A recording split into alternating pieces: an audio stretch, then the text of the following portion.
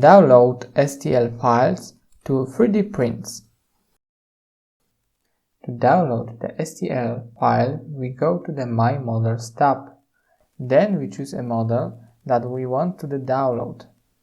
For example, the fourth model. After loading, we go to the Download section file. We choose STL format and click Download.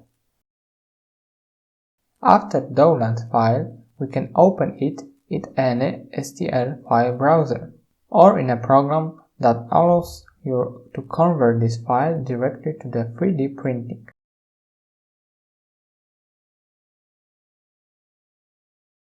In the 3D printing program, we can easily prepare for 3D print and at a later time print it.